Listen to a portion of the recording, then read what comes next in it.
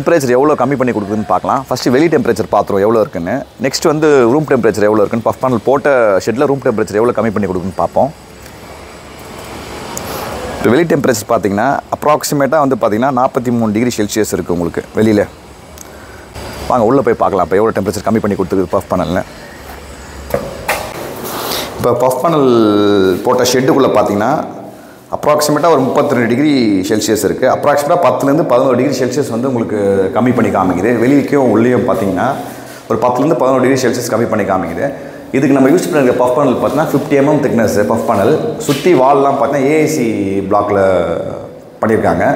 இதுக்கு ஒரு விண்டோ கொடுத்துருக்காங்க. 4க்கு 3 சைஸில் வந்து ஒரு விண்டோ கொடுத்துருக்காங்க.